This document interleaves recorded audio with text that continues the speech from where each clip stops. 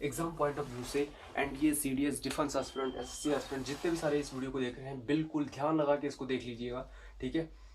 Collective noun के बारे में, कलेक्टिव नाउन किस में आता है?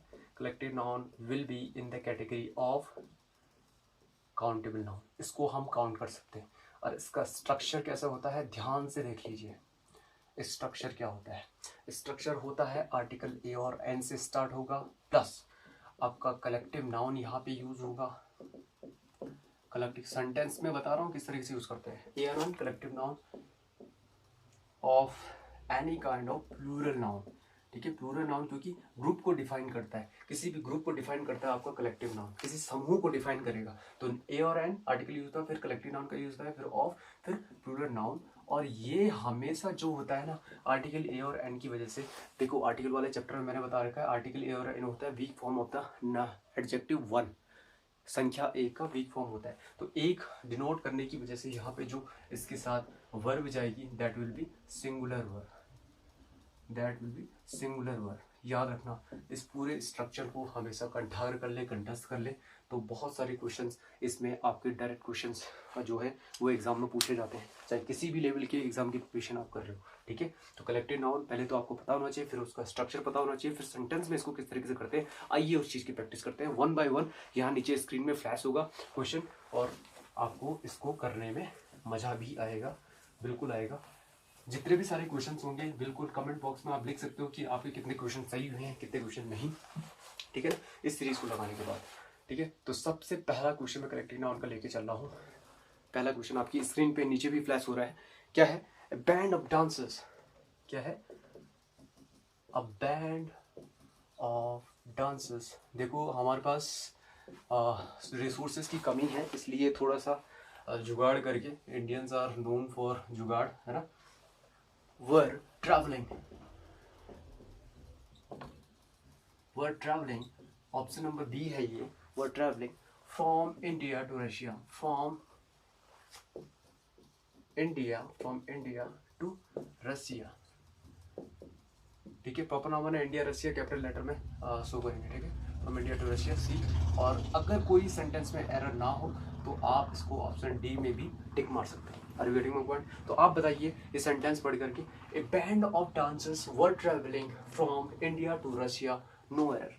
मैंने स्ट्रक्चर में क्या बताया था, आर्टिकल ए और एन से स्टार्ट होगा, बैंड, बी के हिसाब से आर्टिकल ए से लगा है, ऑफ डांसर्स, बट यहाँ पे डांसर्स के ग्रुप को क्या कहते हैं बाबू भैया, ठीक है। What we call the group of dancers, dancers जो नृत्यकों की मंडली होती है उसको क्या कहते हैं इंग्लिश में? मंडली को बैंड नहीं कहते। याद रखना, एक्टर, सिंगर, डांसर जितने भी सारे होते हैं उनको बोला जाता है ट्रूप, TROUPE, याद रखना, this is called troupe. A troupe of dancers were travelling. बताओ मेरे भाई भैया बहनों कि यहाँ पे वर आएगा या वॉज आएगा? मैंने बोला यहाँ पे क्या रिप्रेजेंट करता है, पूरे ग्रुप को सिंगुलर ट्रीट करता है, सिंगुलर ट्रीट करता है तो वर्ड की जगह क्या आ जाएगा? वॉज आ जाएगा। Are you getting my point? Was travelling from India to Russia, बिल्कुल सही है। तो इसमें दो जगह गलती हो गई, ऑप्शन नंबर ए में एंड ऑप्शन नंबर बी में। Option number A and B both are wrong, ठीक है ना। एरर ढूंढना था आपको, एरर इस तरीके से फाइंड आउट कर सकते हो। तो ग्रुप ऑफ डांसर्स को क्या बोला जाता है? Troupe. Are you getting my point? तो पहला क्वेश्चन आपके सामने स्क्रीन के ऊपर ये था, आप पॉज करके भी वीडियो को देख सकते हो और अपना आंसर्स जो है वो सर्च कर सकते हो, ठीक है। तो this is the first question that I dealt with you. The number of next question, second question flash हो रहा है आपकी स्क्रीन में, नीचे देख लो, फटाफट तुम पढ़ लो, मैं तब तक लिख लेता हूँ, ठीक है, जब तक तुम पढ़ते हो। अ जूरी ऑफ जजेस, क्या लिख रहा है? अ जूरी ऑफ जजेस, जज होता है ना, जज जो अपना वर्डिक्ट सुनाते हैं, हैज given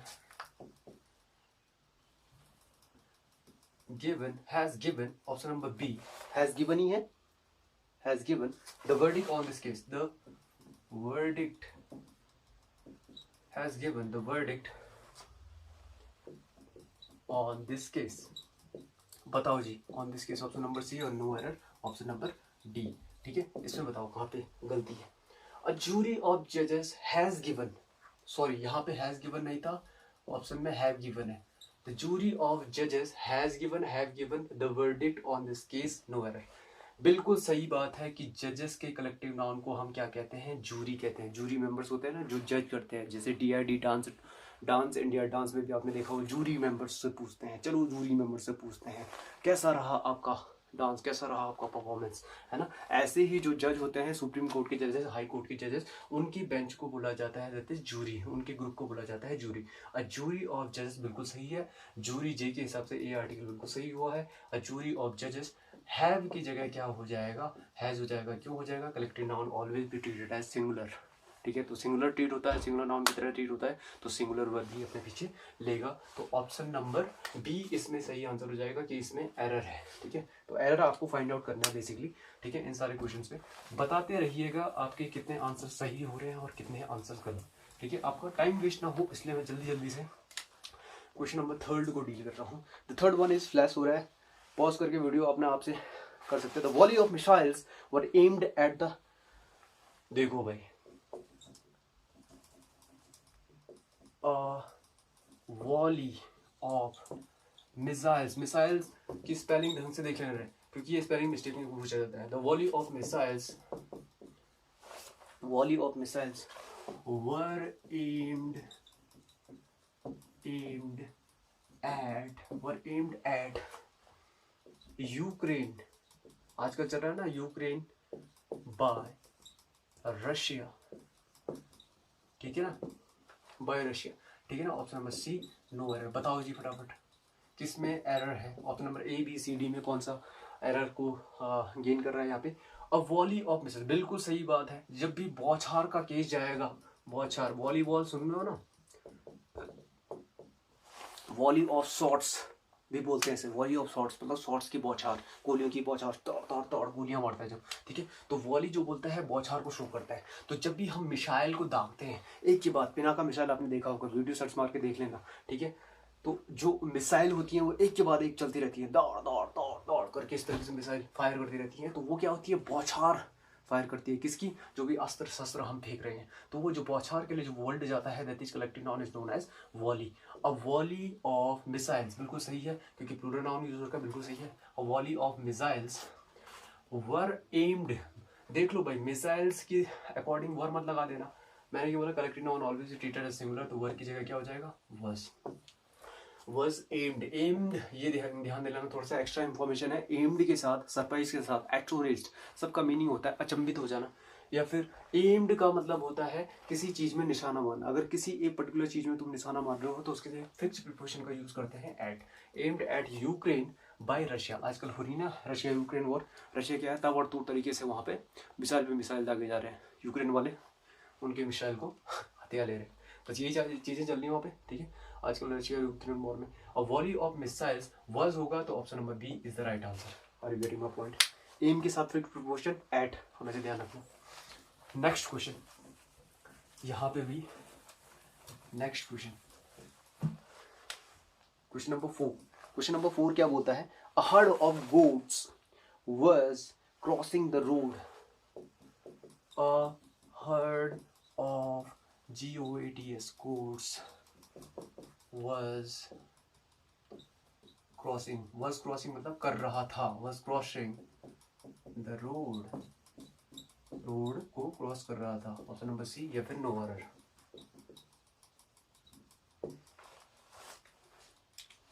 ठीक है ना। अ हर्ड ऑफ गोट्स होगा। देखो मेन चीज क्या होता है, कैटल जो होते हैं हमारे पालतू पशु, तो उनके लिए हम क्या यूज करते हैं, हर्ड यूज करते हैं। जो पशु होते हैं, एनिमल्स होते हैं, उनके लिए हम एनिमल्स का जो समूह होता है उनके लिए हम हर्ड यूज करते हैं। तो हमने सुना ही होगा, आपको ये लग रहा होगा ये सही है, बट ध्यान दे देना कि सीप और गोट्स, अगर सीप और गोट्स के केस में हर्ड नहीं होता है, होता है फ्लॉक, फ्लॉक, ठीक है। That is wrong answer here, answer will be flock, ठीक है।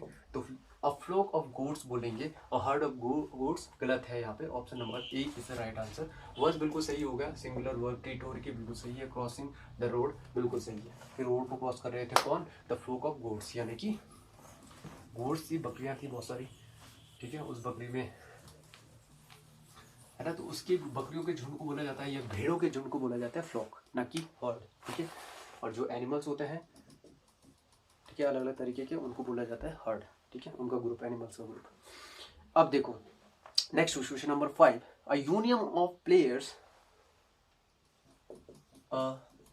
फ्लैश हो रहा है देख लो यहाँ पे, a union of players was, क्या है, was है या वर है, was formed by the BCCI, was formed मतलब रची गई, was formed by the BCCI लिख रहा हूँ, ठीक है, क्योंकि ये गवर्नमेंट बॉडी BCCI। ठीक है, सी बिल्कुल, द आर्टिकल बिल्कुल सही यूज हो रखा है, या फिर नो एरर, इसमें बताओ भाई एरर है कि नहीं है। अ यूनियन ऑफ प्लेयर्स मतलब जो प्लेयर का यूनियन है वो तैयार किया गया, was formed by the BCCI, board cricket control of India, BCCI की फॉर्म होती है। ठीक है, बहुत ही रिच है पैसों के मामले में बीसीसीआई, है ना, आईपीएल जनरेट किया था इन्होंने। यूनियन ऑफ प्लेयर्स, देखो प्लेयर्स के ग्रुप को क्या बोला जाता है, प्लेयर्स के ग्रुप को यूनियन नहीं बोला जाता, प्लेयर्स के ग्रुप को क्या बोला जाता है, टीम बोला जाता है। भाई टीम में खेलते हो ना, अ टीम ऑफ प्लेयर्स होता है, अ यूनियन ऑफ प्लेयर्स बिल्कुल नहीं होता। तो option number A will be the right answer है कि ऑप्शन नंबर ए में गलती है। ठीक है, next question, question number 6 is a school of fishes, बहुत ही ज्यादा इंपॉर्टेंट है भाई, SCHOOL, स्कूल मतलब ये स्कूल जाने वाला स्कूल नहीं है। ठीक है, of fishes, a school of fishes, a school of fishes was traveling या मूविंग भी हो सकता है, was traveling या मूविंग, या फिर स्विमिंग भी हो सकता है। ठीक है, स्विमिंग करती है फिर। Option number B was traveling, option number B traveling to the north, to the north बोल रहे हो तो द नॉर्थ मैंने क्या बताया था, डायरेक्शन से पहले द लग गया तो हमेशा डायरेक्शन से पहले द आर्टिकल का यूज होता है। टू द नॉर्थ मतलब नॉर्थ डायरेक्शन के वो ट्रेवल कर रही थी, the school of fishes to the north in the Pacific Ocean. देखा होगा आपने, बहुत सारी मछलियाँ होती हैं पैसिफिक ओशन। ठीक है ना, ocean, option number C, and no option number D. ठीक है, पैसिफिक ओशन में डिस्कवरी चैनल में देखते होंगे ना, नेट जियोग्राफिक चैनल में आप देखते होंगे बहुत सारी फिश जो होती हैं, है ना, एक बिल्कुल फिश का जो झुंड होता है एक डायरेक्शन में जाता रहता है। ठीक है, तो अब देखो अ स्कूल ऑफ फिशेस, और एक और ऑप्शन में दे रहा हूँ नीचे, जो नेक्स्ट क्वेश्चन है इसमें ही, a shoal of fishes, a soul of fishes, A option were inside, B option were inside the pond, pond के अंदर क्या है, a soul of fish है, C option और no error। आप बताओ किस में एरर है इन दोनों में। ठीक है, आप कंफ्यूज हो गए ना, स्कूल भी आ गया सोल भी आ गया, पढ़े तो हमने दोनों के दोनों है। फिश के जो झुंड को बोला जाता है वो बोला जाता है स्कूल, और शोल दोनों बोला जाता है। बट सर हम स्कूल कहाँ पे यूज करेंगे, शोल कहाँ पे यूज करेंगे, तो देखो ध्यान से, का स्कूल ऑफ फिशेस जब भी बात करेंगे तो बहुत सारी मछलियां होंगी जब वो मूविंग कंडीशन में होंगी, तैर रही होंगी, स्विमिंग कर रही होंगी, तब हम स्कूल ऑफ फिश, उनके झुंड को जो बोलेंगे तब हम स्कूल ऑफ फिशेस बोलेंगे। अब यहाँ पे क्या होगा, ट्रैवलिंग टुवर्ड्स द नॉर्थ, यानी कि वो स्कूल ऑफ फिशेस जो मछलियों का झुंड है वो नॉर्थ की तरफ जा रहा है। जो पैसिफिक ओशन है वो पैसिफिक ओशन के अंदर नॉर्थ की तरफ जा रहे हैं, यानी कि मूविंग कंडीशन के लिए हम स्कूल यूज करेंगे, बिल्कुल सही यूज हो रखा है। ऑप्शन नंबर ए में कोई गलती नहीं है, वर्स ट्रैवलिंग भी बिल्कुल सही हो रखा है, सिंगुलर सब्जेक्ट बिल्कुल सही हो रखा है, to the north in the Pacific Ocean, no error is the going to be the answer here। Question number 6 में नो एरर होगा, समझ में आ गई बात, क्वेश्चन नंबर 6 में नो एरर होगा। But the thing is that जब भी जो फिश का झुंड है वो एक जगह में स्टैग्नेंट कंडीशन में है या फिर ज्यादा मूव नहीं कर रहा है, एक साथ झुंड में वो ट्रेवल नहीं कर रहे हैं, बिल्कुल एक स्थिर कंडीशन में है, या फिर अपने अपने काम में लगे हुए हैं। ठीक है, कुछ खा रहा होगा, कुछ पी रहा होगा, कुछ लेटी होगी, कुछ छटपटा रही होगी, इस तरीके से मछलियाँ अपना अपना काम कर रही हैं। दे आर नॉट, जैसे एक्वेरियम के अंदर होते हैं, कोई मछली शांत रहती है, कोई मछली इधर उधर चलती रहती है, तो वहां पे हम बोलेंगे अ शोल, स्कूल नहीं बोलेंगे, अ शोल ऑफ फिशेस, यानी कि स्टेशनरी कंडीशन में है।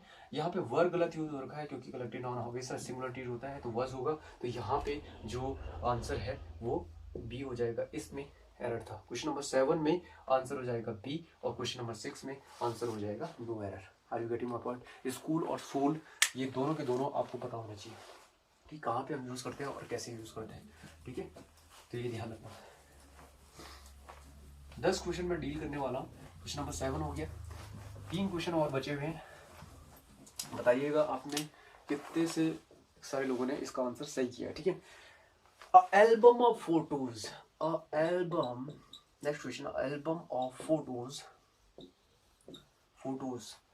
Album of photos, option number A was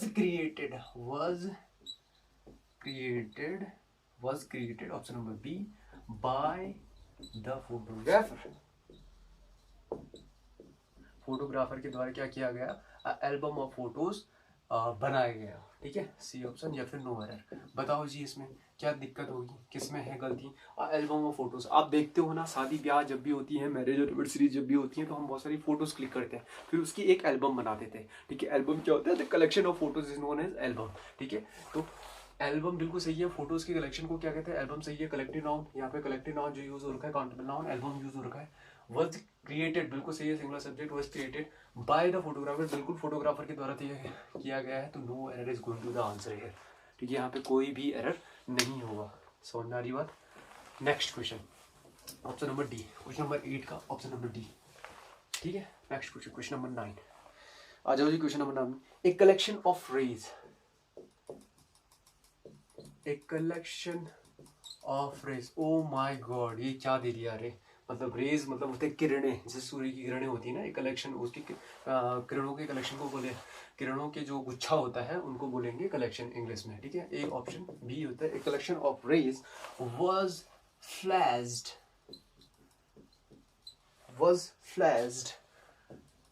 directly किसके ऊपर फ्लैश किया गया, directly on the stage performer के ऊपर डायरेक्टली फ्लैश किया गया। ये ऑप्शन नंबर सी है, नो एरर होगा, तो ऑप्शन नंबर डी के साथ आप जा सकते हो, ठीक है। अब बताओ, अ कलेक्शन ऑफ रेज, यानी कि रेज का जो झुंड होता है या ग्रुप होता है, उसको क्या बोलते हैं, कलेक्शन बोलते हैं। रेज के झुंड को जो बोला जाता है, that is called beam, a beam of rays बोलते हैं। बीम होता है, लेजर बीम भी बोलते हैं ना, लेजर एक सिंगुलर बीम होती है, ऐसे एक बीम टारगेटेड वे में जाती है, ठीक है। मोनोक्रोनस वेव्स होती हैं, दैट इज कॉल्ड बीम। तो रेज को हम कलेक्टिव नाउन देते हैं beam. A beam of rays is the right answer, a collection of rays is the wrong answer. तो आपका जो ऑप्शन ए है वो सही हो जाएगा, यहाँ पे ऑप्शन ए में आपकी गलती है। वर्स प्लेस बिल्कुल सही है, directly on the stage performer होते नहीं है, स्टेज परफॉर्मर जब भी जाते हैं तो आपने केबीसी देखो, स्टेज परफॉर्मर के ऊपर क्या डाली जाती है, बीम ऑफ रेज डाली जाती है, ठीक है। A collection of rays is the wrong answer, ठीक है। कलेक्टिव नाउन रेज के लिए क्या हो जाता है, ये हो जाता है।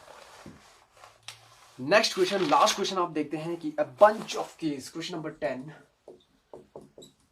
अ बंच ऑफ कीज, ठीक है। गुच्छे के लिए जब भी जाता है मीनिंग, तो उसको बोला जाता है बंच, ठीक है। Bunch of keys was tried, ठीक है, बहुत बार ट्राई की गई, was tried to open the locked gate, to open, किसको खोलने के लिए, ओपन द लॉक्ड गेट, एक लॉक्ड गेट था, उसको खोलने के लिए bunch of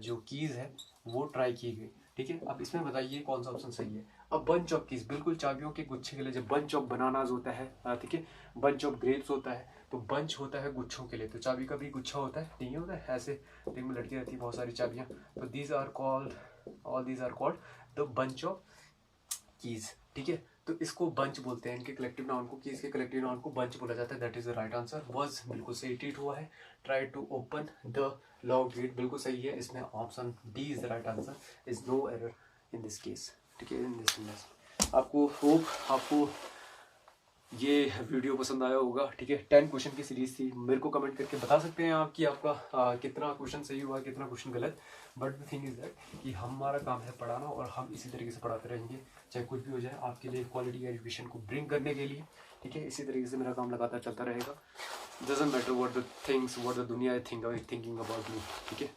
The thing is that you will have to do your work with your 100%, ठीक है। What do you like, है ना, जो भी काम आपको पसंद है वो दुनिया में कीजिए, और कॉम्पिटिटिव एग्जामिनेशन की तैयारी करना बहुत ज़्यादा जरूरी है, because it teaches you lots of in your life, ठीक है। ये बहुत ज़्यादा कुछ सिखा देती है आपको, डिसिप्लिन सिखा देती है, मेहनत करना सिखा देती है, हार ना मानना सिखा देती है लाइफ में। The thing is that the competitive examination is one of the key points to live the life in a very discipline manner, ठीक है ना। तो होप सो आपकी प्रिपरेशन बहुत अच्छी चल रही होगी। इसी तरीके की सीरीज अगर आपको कंटिन्यूएशन में चाहिए, तो इसी तरीके का पैटर्न मैं आपको लेके आऊँगा, आगे भी इसी तरीके से चलते रहेंगे। तब तक के लिए जय हिंद, जय भारत, धन्यवाद।